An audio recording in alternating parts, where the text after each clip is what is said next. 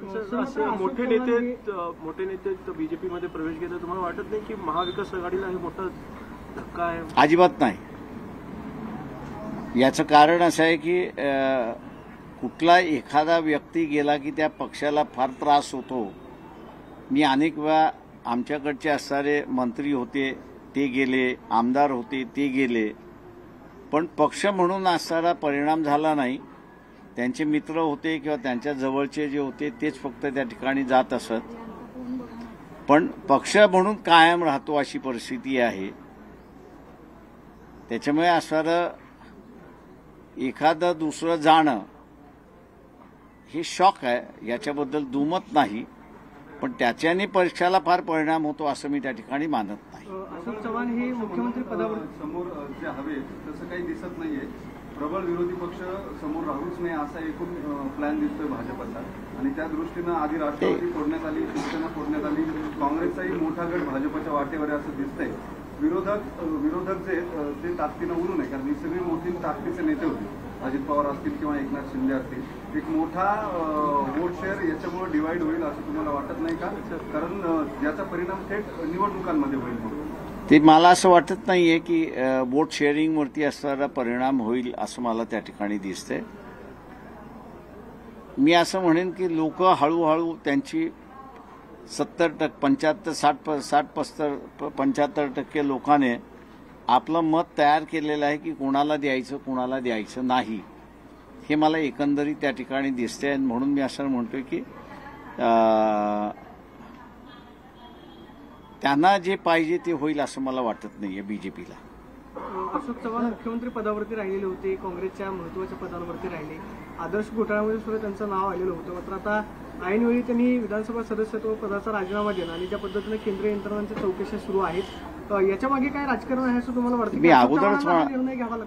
मी असं अगोदरच म्हणालो की इथला असणारा नरेंद्र मोदी हे रिंगमास्टर आहेत, आणि जेवढे इन्क्वायरी खाली असतील आणि आहेत त्यांना तो नाचवणार आहे. मग ते काँग्रेस पक्षामधले असतील, हायेस्ट असेल त्यांनाही तो नाचवणार, जो लोएस्ट असेल त्यालाही तुम्ही नाचवणार. आता कालची एक बातमी तुम्ही सगळ्यांनी असणारं दिली नाही. काल देशभरामध्ये 450 ठिकाणी धाडी घालण्यात आलेली आहेत. तो राजकीय नाही आहे, तो नॉन राजकीय आहे.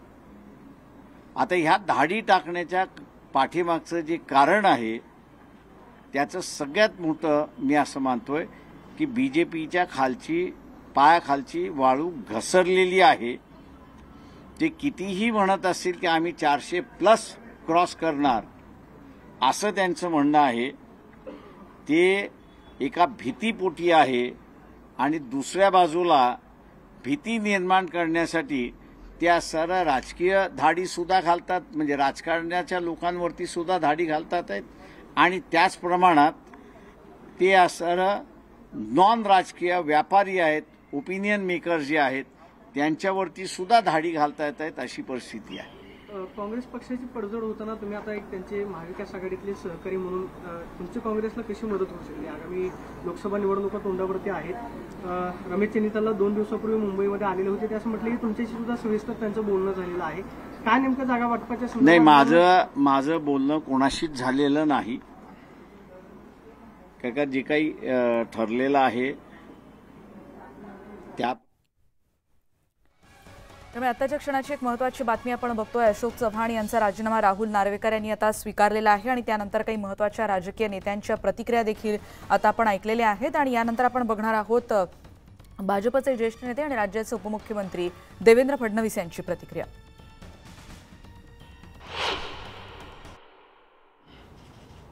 काँग्रेसमधले अनेक चांगले नेते हे भारतीय जनता पक्षाच्या संपर्कात आहेत. ज्या प्रकारे काँग्रेस पक्ष गेले काही वर्षात वाटचाल करतोय, त्यातनं कुठेतरी जनतेचे जे नेते आहेत, ज्यांचा जनतेशी कनेक्ट आहे, अशा लोकांची गुदमर त्या ठिकाणी होते. आणि म्हणून देशभरामध्ये हा ट्रेंड आपल्याला पाहायला मिळतोय की जनतेचे लोक हे भाजपमध्ये प्रवेश करतायत. त्यामुळे निश्चितपणे काही मोठे नेते भारतीय जनता पक्षाकडे येतील हा मला विश्वास आहे। आज मी तुम्हाला एवढंच सांगू शकतो, आगे आगे देखिए होता है क्या। यापूर्वी अनेक वेळा सांगितलं आहे की काँग्रेस पार्टीमध्ये मोठ्या प्रमाणावर धुसफूस सुरू आहे। त्यांचा अंतर्गत वाद एवढा आहे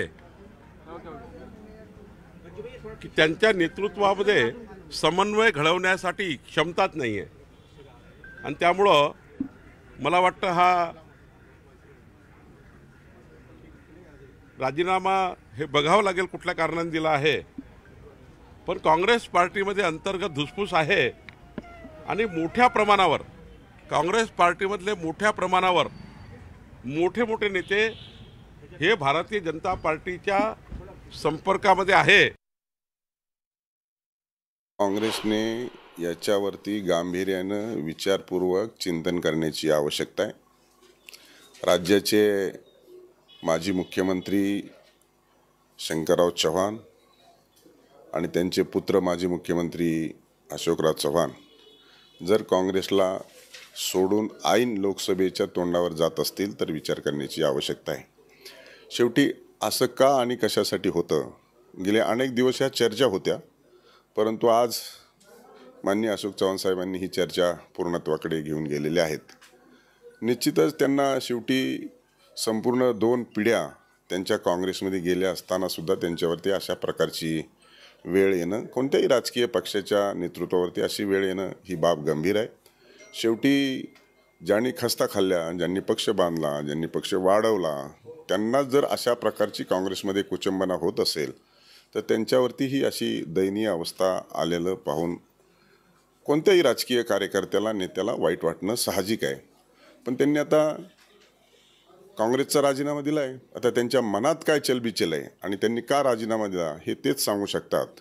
परंतु आता सगळे ऑप्शन्स त्यांच्यासमोर, पर्याय खुले आहेत, काय होतं ते पाहूया। मला वाटतं की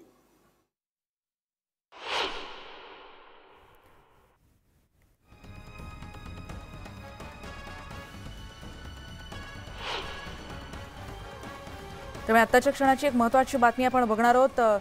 केंद्रीय गृहमंत्री अमित शाह 15 फेब्रुवारीला महाराष्ट्रात येणार आहेत आणि तेव्हाच अशोक चव्हाण यांचा भाजपमध्ये प्रवेश होईल अशी माहिती सध्या कळतेय। त्यामुळे आताच्या क्षणाची एक महत्त्वाची बातमी, अमित शाह यांच्या उपस्थितीत त्यांचा पक्षप्रवेश होईल अशोक चव्हाण यांचा, अशी देखील माहिती सध्या कळते। आणि येणाऱ्या काही दिवसांमधली ही एक महत्त्वाची घडामोड आणि त्याचे आपण बघतोय की त्याची सुरुवात आज झाली असं म्हणायला हवं, कारण अशोक चव्हाण यांचा आता भाजपमध्ये प्रवेश होणार हे आता स्पष्ट होताना दिसतंय। एकीकडे आपण बघतोय त्यांचा राजीनामा जो काही वेळापूर्वी विधानसभा अध्यक्ष राहुल नार्वेकर यांनी स्वीकारला, आणि आत्ताच्या क्षणाची एक महत्त्वाची बातमी आणि ती म्हणजे अमित शाह हे 15 फेब्रुवारी